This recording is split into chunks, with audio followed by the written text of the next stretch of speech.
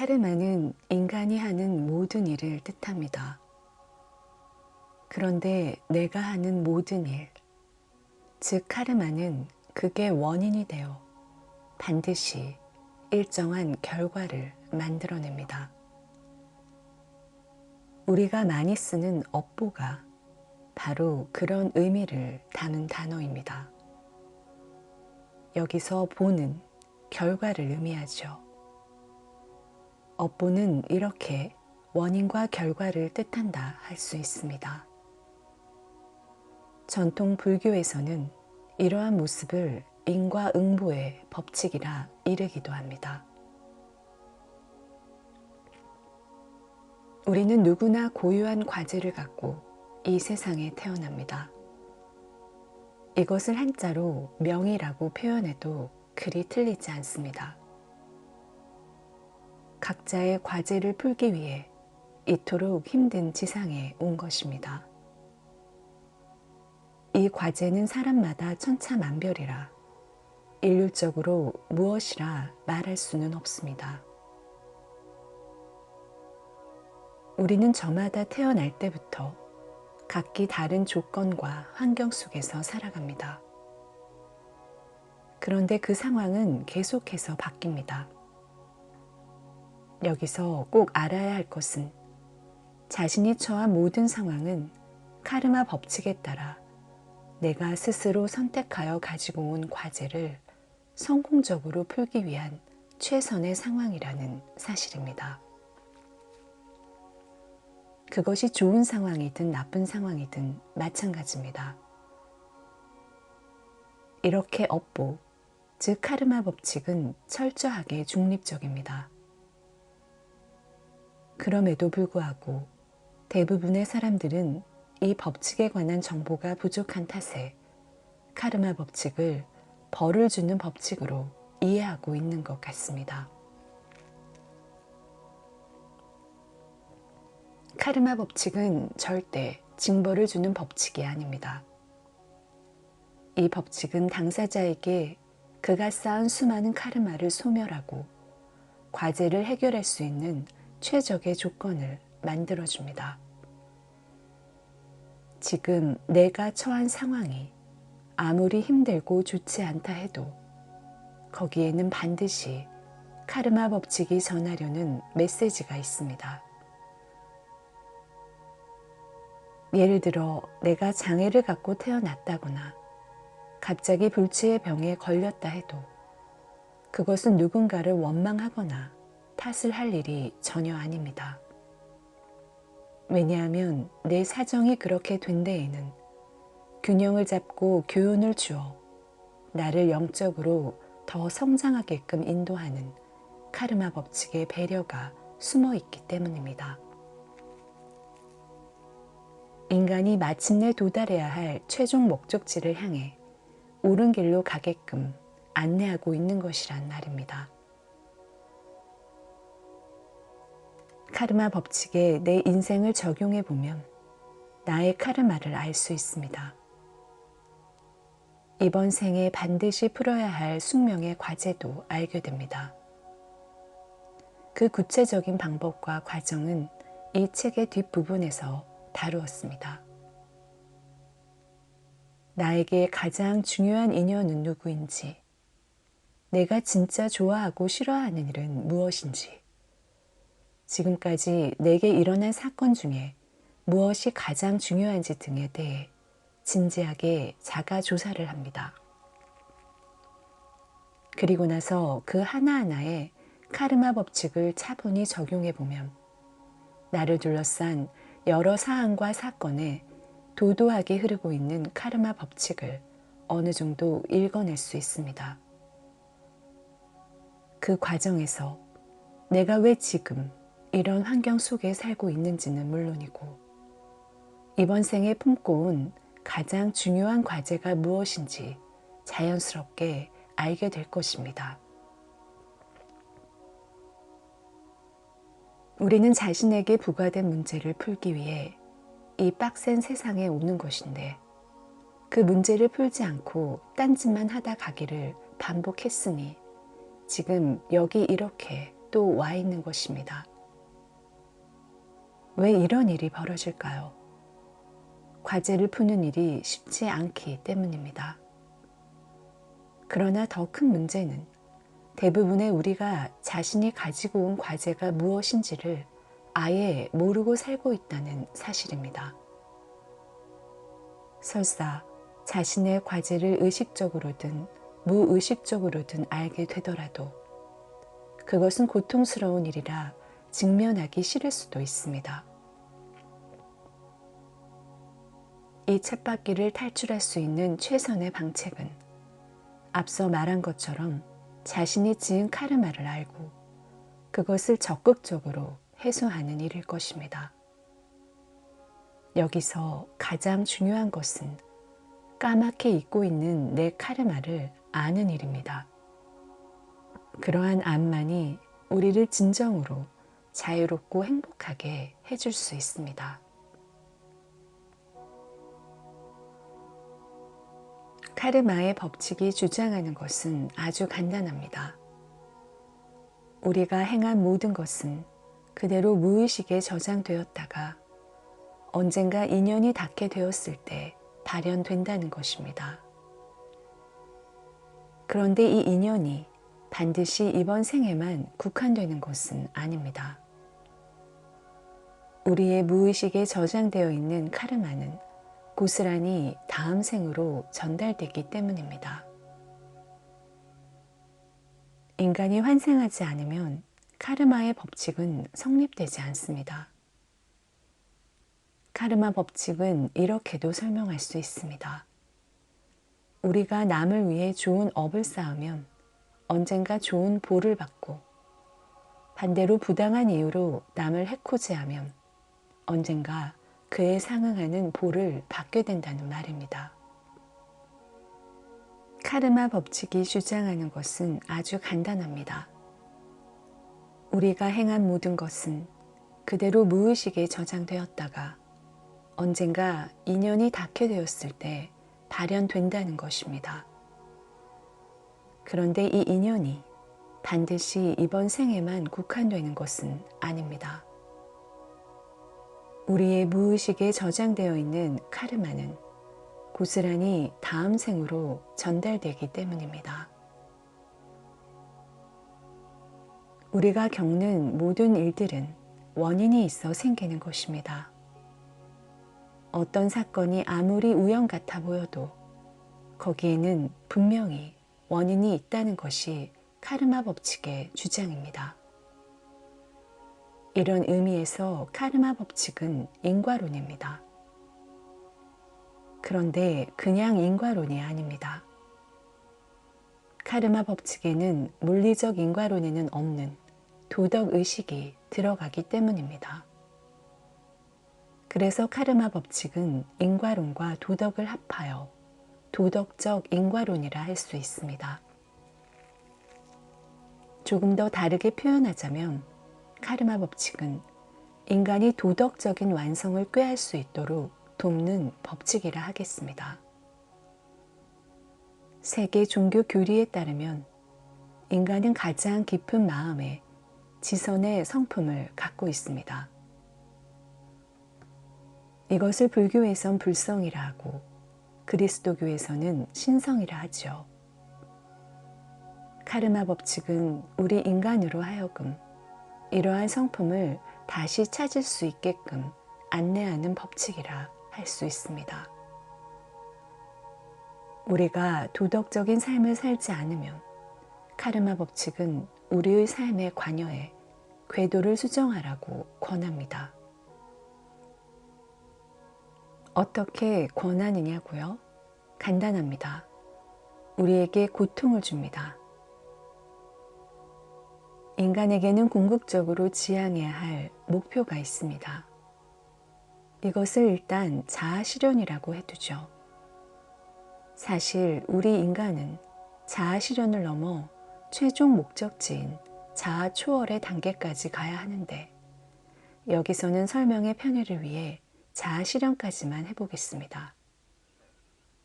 자아실현에서 매우 중시되는 것은 도덕성의 완성입니다. 우리가 인간으로서 도덕성을 제대로 갖추지 않는다면 아무리 재주를 많이 갖고 있다 한들, 아무리 돈을 많이 갖고 있다 한들, 또 아무리 막강한 권력을 갖고 있다 한들 무슨 의미가 있겠습니까? 세계 종교들이 공통적으로 주장하는 덕목은 자비와 사랑, 지혜, 정의와 같은 것입니다. 우리는 이 같은 덕목을 수행해야 인간성을 완성할 수 있습니다. 이것은 해도 그만, 안 해도 그만인 것이 아닙니다. 그런데 만일 우리가 이 길로 가지 않으면 그때 카르마 법칙이 개입합니다. 이 경우 카르마 법칙은 우리에게 고통을 선사한다고 했습니다. 고통을 통해 내가 지금 하는 일이 잘못되었다는 사실을 알려주는 것이죠. 카르마 법칙이 우리에게 궤도를 수정하라고 권하는 것입니다. 특히 우리가 도덕적으로 일탈했을 때 카르마 법칙은 여지없이 우리 삶으로 들어옵니다.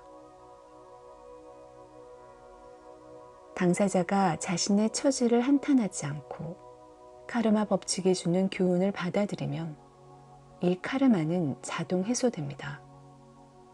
동시에 그 사람은 영적으로 성장합니다. 다시 한번 강조하지만 카르마 법칙은 우리를 온전한 인간으로 만들어주기 위해 불철주야 작동하고 있습니다. 카르마 법칙은 왜 사람들에게 잘 알려지지 않았을까요? 이 법칙은 우리의 일상적 의식으론 알 수 없기 때문입니다. 카르마 법칙은 너무도 심오해서 평상 의식으론 파악하기가 힘듭니다. 적절한 비유가 될는지 모르지만 우리의 눈으로는 분자나 원자의 세계를 보는 것이 가능하지 않습니다. 평상시의 시력으로는 안 되는 일이죠. 그래서 현미경이라는 특수한 렌즈가 달린 기계의 힘을 빌려 분자나 원자를 보는 것입니다. 그러면 카르마 법칙을 발견하기 위해 우리는 무엇을 어떻게 해야 할까요?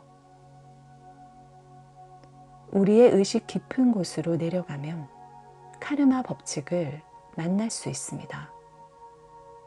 현대적인 용어로 표현하면 깊은 무의식의 상태로 들어가야 한다는 것입니다. 이 같은 상태로 들어가게 해주는 가장 좋은 방법은 바로 명상입니다. 직관의 문이 활짝 열리게 되기 때문입니다. 카르마에 대한 논의의 방아쇠를 당긴 것은 바로 최면이었습니다. 전생이 실제로 존재한다는 증거가 나오기 시작합니다. 그런데 그저 단순히 전생만 존재하는 것이 아니라 여러 생을 관통하는 법칙이 있다는 사실도 발견하게 됩니다. 에드가 케이시의 사례가 더 귀중한 것은 그가 카르마의 인과관계를 밝히는 데에 그친 게 아니라 치유법까지 제시하고 있다는 사실에 있습니다. 야뇨증 소년의 예에서 케이시가 제시한 치유법은 소년의 엄마에게 아이가 잘 때 몇 분 동안 넌 친절한 사람이고 앞으로 여러 사람을 도울 거야 라고 속삭이라는 것이었습니다. 몇 달을 이렇게 하자 아이의 증세가 많이 완화되었다고 합니다.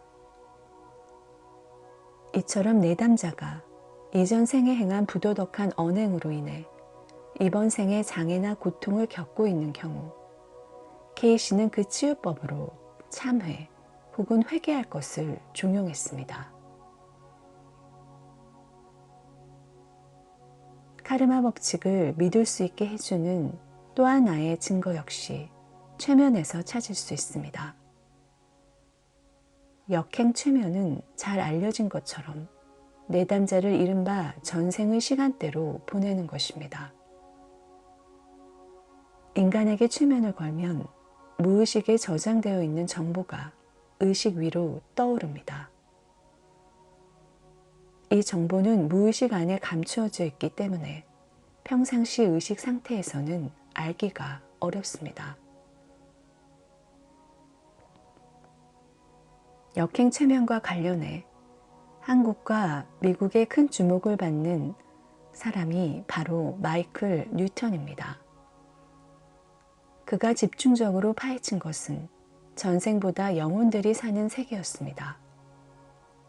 우리가 환생하기 전까지 영혼의 상태로 거주하는 세계, 즉 영계 말입니다.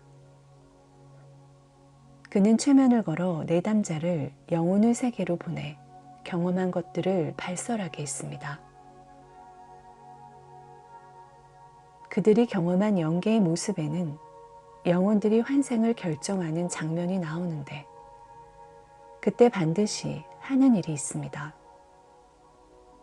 다음 생에 어떤 카르마를 가지고 태어나 소멸할지를 결정하는 일이 바로 그것입니다. 그리고 그 일을 실현하기 위해 어떤 인연을 만들 것인지에 대해서도 토의하고 해야 할 일도 미리 정한다고 합니다. 서양의 과학은 모든 것을 실험을 통해 검증해야만 믿을 수 있다 주장합니다. 그런데 주지하다시피 우리가 다른 인격으로 환생하는 것은 실험할 수 있는 것이 아닙니다. 때문에 당연히 검증할 수도 없습니다. 그러니 못 믿겠다는 것이죠.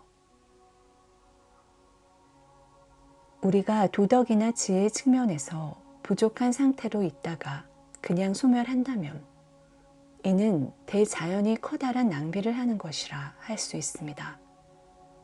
다시 말해 실수했다는 것이죠.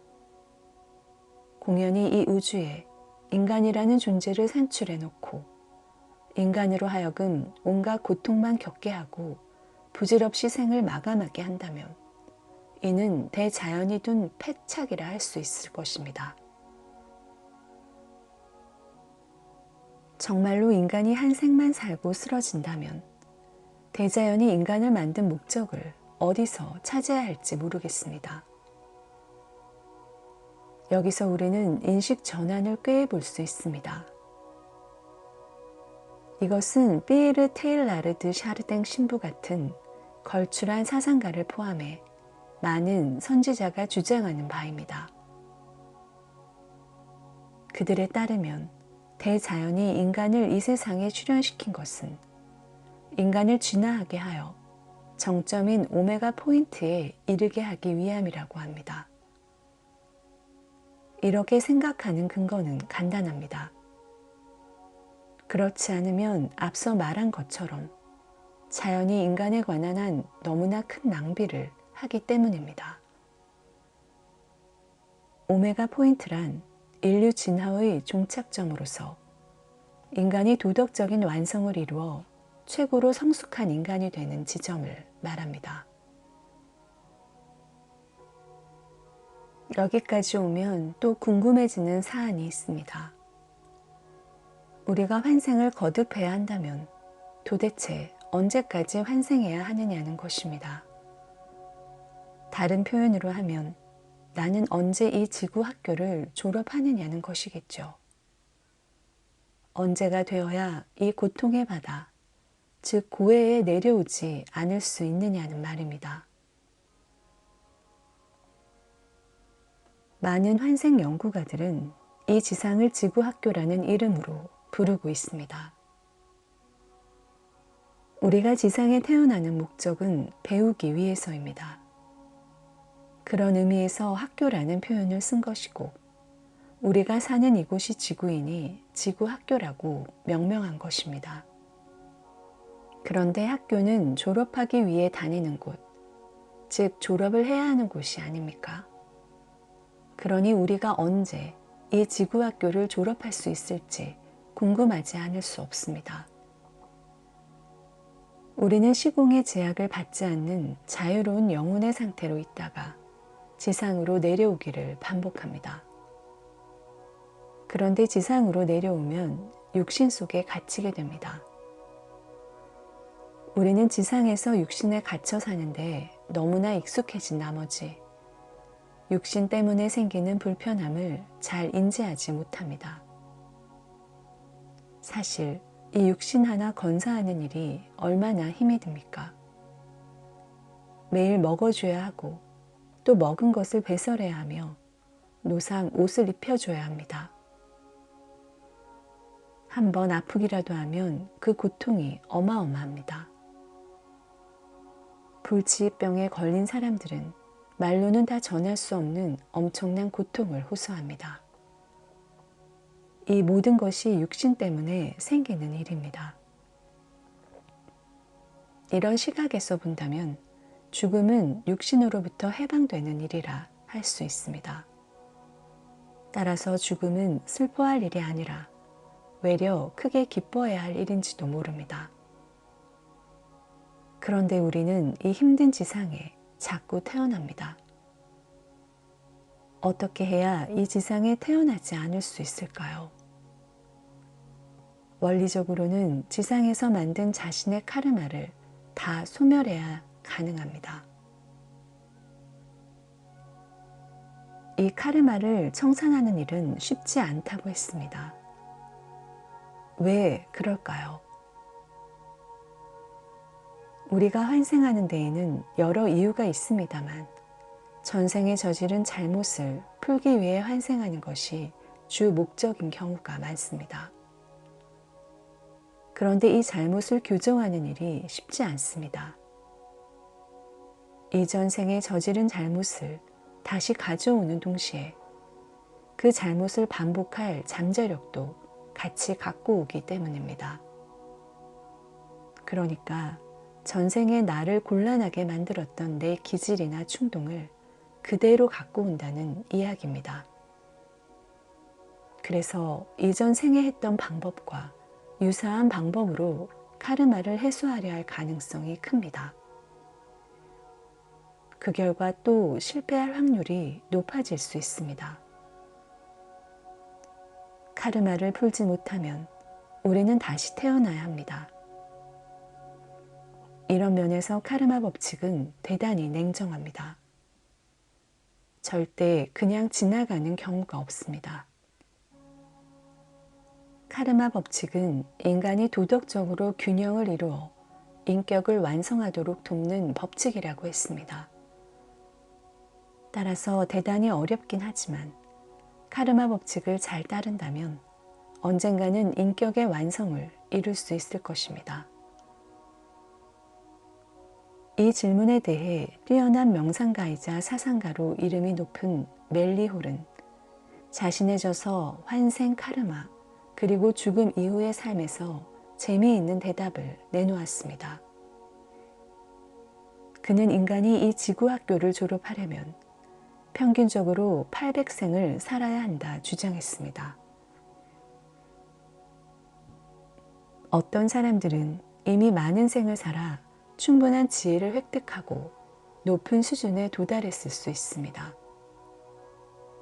이들은 보통 올드 소울이라 부르는데 인격이 매우 성숙한 사람들을 말합니다. 삶의 식견이 높아 지혜로우며 항상 남을 도우려 노력할 뿐 아니라 성품이 너그럽고 유머가 넘칩니다. 대체로 이런 사람들은 지구학교의 졸업반이거나 그 근처에서 졸업을 앞둔 학생이라 할 수 있습니다. 이와 달리 여전히 이기적이고 남을 배려하지 않을 뿐 아니라 미련한 구석이 많고 고집이 강하며 걸핏하면 남을 적대시하는 사람이 있다면 그는 졸업과는 거리가 먼 사람입니다. 증오심을 남발하는 사람도 마찬가지입니다. 이런 사람들은 지구학교의 초년생이라 할 수 있겠죠.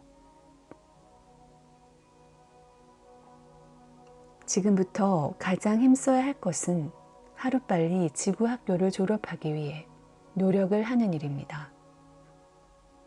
우선 돈이나 명예, 인기, 권력 등과 같은 세속적인 것들이 얼마나 허망한지를 깨달아야 합니다. 그런 허망한 것을 추구하느라 헛되이 들인 노력과 시간을 어서 회수해야 할 것입니다. 제가 지금까지 경험하고 공부한 바에 따르면 지구 학교를 졸업하기 위해서는 지혜를 쌓는 일이 가장 중요합니다. 물론 선행도 좋은 방법이지만 가장 좋은 길은 아닙니다. 사실 선행을 하는 것도 카르마를 만드는 일입니다. 그래서 그 과보를 받는 것입니다. 남을 사랑하는 것도 큰 카르마를 짓는 일입니다. 애착이 생기는 일이기 때문에 그렇습니다. 그러면 우리는 이 카르마를 소멸하기 위해 또 다른 일을 해야 합니다. 따라서 이런 일 말고 지혜를 닦아야 합니다. 지혜만이 우리로 하여금 카르마를 짓지 않게끔 해주기 때문입니다. 그런데 지혜를 닦을 수 있는 인연을 만나는 건 쉬운 일이 아닙니다. 좋은 안내자나 도반이 있어야 하기 때문입니다. 지금 그런 인연을 만날 수 없다 해도 낙심할 필요는 없습니다. 도반이나 안내자를 만날 수 있는 좋은 환경을 만들기 위해 노력하면 되기 때문입니다. 그 노력 중 하나가 선행을 쌓는 일입니다. 선행을 많이 해서 좋은 과보를 많이 받으면 미래의 어떤 생이 될지 모르지만 참다운 지혜를 얻게 해줄 훌륭한 인연을 만날 것입니다.